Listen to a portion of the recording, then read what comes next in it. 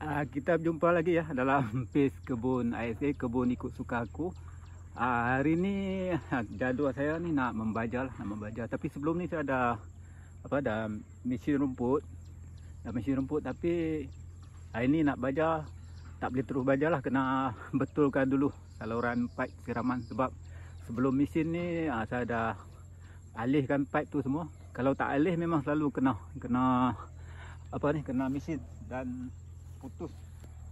Kena selalu repair lah. Mana pukul saya pula.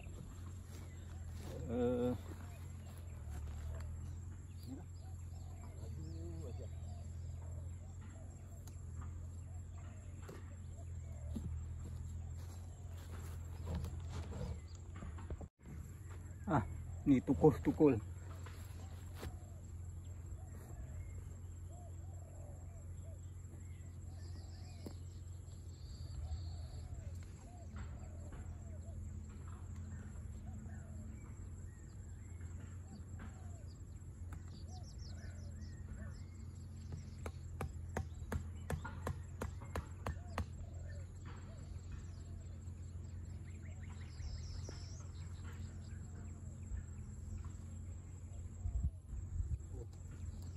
Tu penyambung dia dah putus.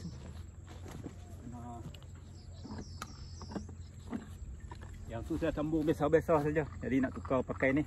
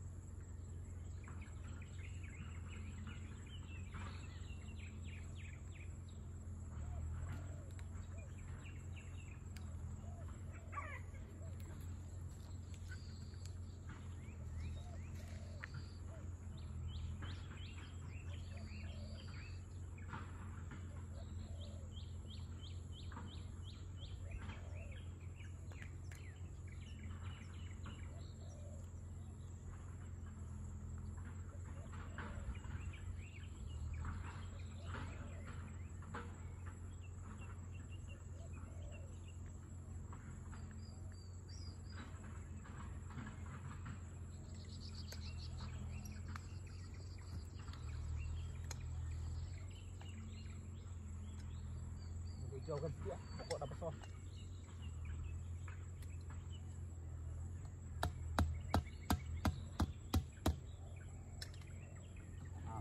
Siap satu pokok, nanti pergi pokok lain lagi.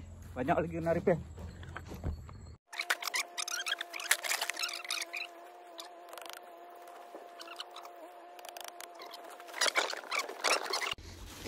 Lagi susah sambung. Ini cantuman dewasa.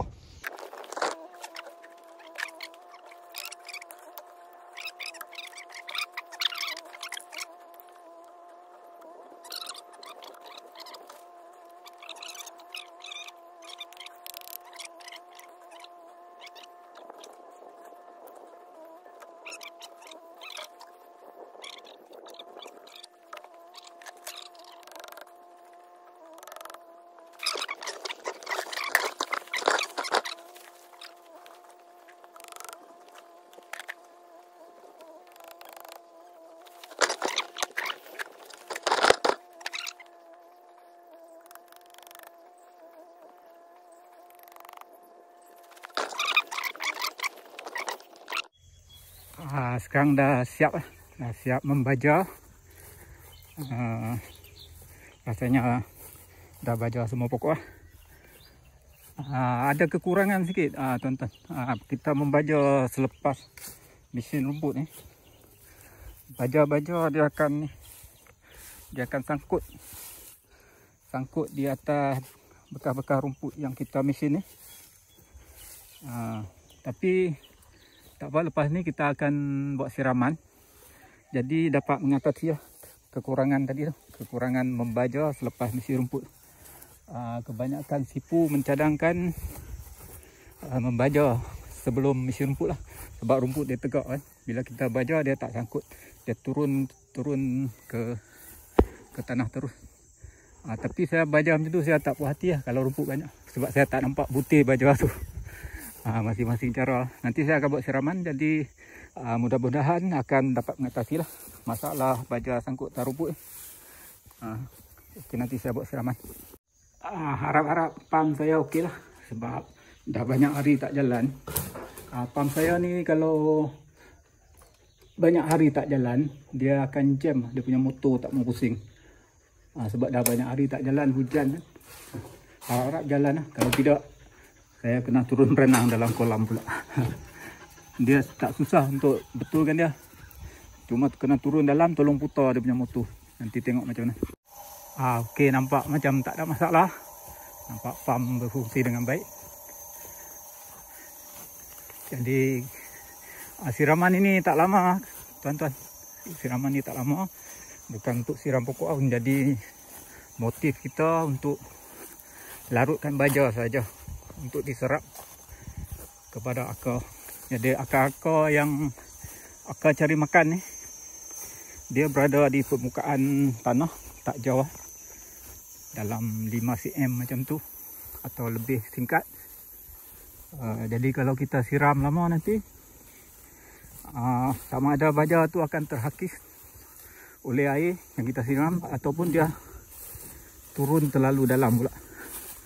Jadi yang nak makan tu berada di permukaan tanah saja. Jadi kita siram tak lama lah. Siram sekejap. Kena adjust sikit, ada yang sumbat. Kita siram kena tengok. Tak tengok, inilah. Ataupun buka tak habis. Okey, buka tak habis. Jadi kita siram tak lama. Siram tak lama. Sekadar melarutkan baja untuk diterima oleh akar rambut. Setengah orang panggil akar cari makan. Memang dia mencari makan lah di permukaan tanah. Sebab tu saya amalkan potong rumput. Bila potong rumput tu sebenarnya rumput tu pembaja sebab dia makan baja kita. Sebelum ni dah bubuh baja, dia pun menghijau rumput. Lepas tu kita potong lungguk bawah ni. Nanti dia lama-lama dia kompos. Jadi kompos, jadi baja semula. Cacing pun akan bersarang lah di sini. Ingat siram jangan lama. Siram untuk sekadar melarutkan baja sajalah. Larutkan, turun ke permukaan, tak turun dalam dan tak hakis ke tempat lain.